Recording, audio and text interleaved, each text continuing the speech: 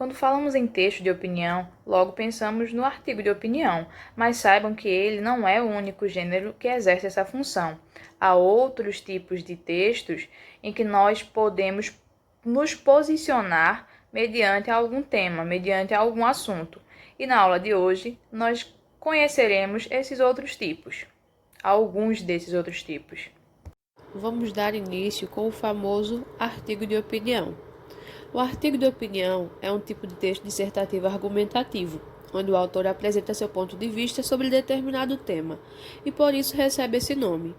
A argumentação é o principal recurso retórico utilizado nos textos de opinião, que tem como característica informar e persuadir o leitor sobre um assunto. Podemos dizer, então, que um artigo de opinião é um texto no qual o autor defende o seu ponto de vista utilizando argumentos e, em alguns casos, ele dá até uma solução para o problema. E, de certa forma, nós poderíamos dizer que ao dar a sua opinião, ao argumentar sobre o seu ponto de vista, ao defender o seu ponto de vista, o autor tenta persuadir o leitor, tenta convencer a pessoa que está lendo sobre aquilo que ele está falando, sobre o tema que ele está falando.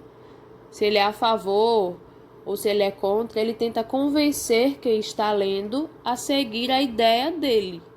Para cada um dos gêneros, eu trouxe um texto como exemplo. Como exemplo de artigo de opinião, eu trouxe esse texto de Gislaine Buozzi, Nariz achatado e cetim no berço. Temos que democracia é o regime em que não existem desigualdades e ou privilégios de classe. Temos que racismo é o preconceito através da discriminação. Discriminação é separação. Logo, à luz dessas considerações, a democracia anula o racismo. Lê do engano. Num país de raças, credos, costumes e religiões diferentes, é quase impossível não falarmos em racismo. Aqui, a bandeira da democracia, sobretudo da democracia racial, não se confirma. O arremesso de uma banana ao jogador Daniel Alves foi o reinício da polêmica que nunca deixou de existir. Enrustida nos corredores subterrâneos da sociedade. Orgulhar-se do oásis instalado na floresta amazônica, exaltar a mulata que rebola os quadris nas avenidas do Rio, provar dos parques gastronômicos da Bahia, comercializar em São Paulo, tudo isso compõe um belo cartão postal do Brasil. Porém, falta cor nesse cartão, o preto, exatamente o preto, que como mercadoria foi vendido, traficado, como também foram a madeira, as especiarias, o minério, essas coisas, enfim. A história registra que a Carta Áurea foi uma decisão política sem planejamento social. Com uma penada, os negros viram-se livres. E as porteiras foram, literalmente, abertas para a invasão dos negros. E pelas mesmas porteiras entraram europeus e asiáticos que substituíram a mão de obra escrava, a troco de ínfimos salários. Data dessa época o começo do trabalho análogo ao de escravo, cujos reflexos colhemos até hoje. Todavia, falarmos do racismo do africano, elevando o negro ao patamar máximo da discriminação, é ingenuidade. Há uma porque o negro não foi escravizado por conta da ausência de cor, um indivíduo sem alma, nas palavras fiéis da igreja, mas porque como coisa, insistimos, era a moeda da época. Há duas porque racismo tornou-se sinônimo de intolerância, e assim há uma lista volumosa de itens repudiados por grande parte da sociedade. Quem gosta de velho é reumatismo, quem não é nada é professor. Aluno de escola pública só passa se tiver cota. Gay é criatura do demônio, preto, pobre e prostituta devem mofar na cadeia. E os apontamentos grosseiros multiplicam-se ao sabor da ignorância. É verdade que até hoje poucas intervenções afirmativas foram destinadas à inclusão daqueles que vivem às margens do chantilly social. As cotas raciais e afins devem ser implementadas, mas não é só. Ao embalar políticas nesse naipe, é preciso afixarmos ao rótulo um prazo de validade. 20 anos, 30 anos, até que a educação, sem falsas máscaras, seja de fato garantida a todos os brasileiros, independentemente do nariz achatado ou do cetim no berço. Enquanto isso, comamos juntos a banana. Nesse artigo de opinião, nós podemos perceber a revolta da autora em relação ao racismo, em relação às situações que ocorrem desde a época da escravidão até os dias atuais. Ela não concorda com o racismo, ela repudia esse tipo de ação. E ainda cobra do governo, digamos assim, mudança. E ela acredita também que a mudança está na educação, mas que de fato só haverá mudança quando a educação for garantida a todos os brasileiros, independente da cor que eles têm ou de onde eles vêm. Então ela defende o ponto de vista dela e ainda mostra uma solução, que é difícil, mas que é um caminho que deveria ser seguido. Outro tipo de texto de opinião é o editorial. O editorial é um tipo de texto jornalístico, que geralmente aparece no início das colunas. Diferente dos outros textos que compõem um jornal de caráter informativo, os editoriais são textos opinativos. Nós sabemos que no jornal, geralmente nós vamos ter o quê? Notícias, reportagens, que são textos com o intuito de informar. Mas o editorial não. O editorial vem para opinar. Claro, ele vai estar dando informações sobre determinado assunto, mas a função dele, a principal característica dele no caso, vai ser a opinião sendo expressa por meio daquele texto. Embora sejam textos de caráter subjetivo, eles podem apresentar certa objetividade. Isso porque são os editoriais que apresentam os assuntos que serão abordados em cada seção do jornal, ou seja, política, economia, cultura, esporte, turismo, país, cidade, classificados entre outros. É importante que vocês entendam que os editoriais não são escritos por um autor apenas, eles são escritos por uma equipe, geralmente pelos editorialistas. E esses editorialistas apresentam a opinião do grupo geral, seja de uma revista ou seja de um jornal, vai depender de onde ele está sendo veiculado.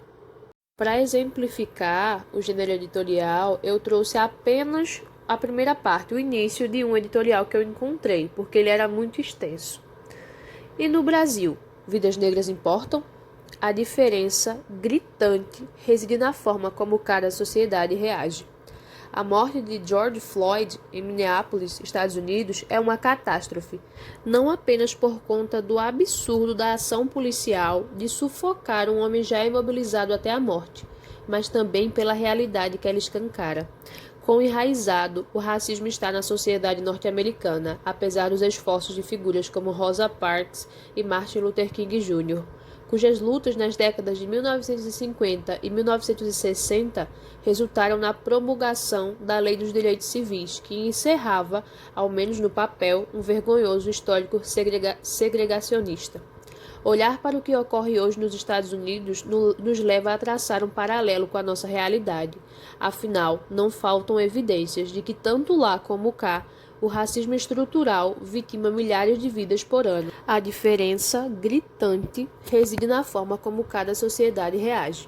No restante desse editorial, tinha exemplos de casos que aconteceram recentemente, na mesma época em que ocorreu esse caso com George Floyd, lá nos Estados Unidos, mas que ocorreram aqui no Brasil, com o menino João Pedro, que foi assassinado em casa por engano. Os policiais assassinaram ele dentro de casa por engano, enquanto estavam em uma ação policial da favela, e de uma garotinha que também foi assassinada por engano. Ambos negros, crianças negras. E aí é que fica a questão, aí é que fica a indignação dessas pessoas que escreveram esse editorial. E no Brasil, vidas negras importam? Ele ainda faz, digamos, uma crítica, porque ele diz que a diferença está na forma como a sociedade reage, como cada sociedade reage. Não é só lá nos Estados Unidos que ocorre casos de racismo. Aqui no Brasil, o tempo todo. Mas o que é que difere? Que lá nos Estados Unidos, a sociedade, as pessoas foram às ruas, foram protestar. E aqui no Brasil, infelizmente, a gente sabe que isso raramente acontece. Para dar continuidade, seguimos agora com a carta do leitor. A carta do leitor é um tipo de carta veiculada geralmente em jornais e revistas, onde os leitores podem apresentar suas opiniões. É um espaço reservado onde as opiniões, sugestões, críticas, perguntas, elogios e reclamações dos leitores são publicadas e podem ser visualizadas por qualquer indivíduo. É mais um texto onde o autor pode estar dando a sua opinião, seja uma crítica, seja uma sugestão, seja um elogio ou uma reclamação. Aqui nós temos 4 exemplos de cartas do leitor publicadas pela revista O Globo. Eu vou ler apenas a primeira, só para vocês verem como é. Uma vez um verão. Acho que na reportagem de capa da última edição, Rio 50 Graus, vocês se esqueceram de dizer que neste verão, os grandes pontos até o sol se pôr foram os estabelecimentos que tinham aparelho de ar-condicionado. E que ninguém, em sã consciência, conseguia fazer programas ao ar livre antes das 17 horas. Foi o verão do ar-condicionado e das pessoas enclausuradas sobre a mira dele. Aqui podemos perceber a opinião do leitor em relação a uma reportagem.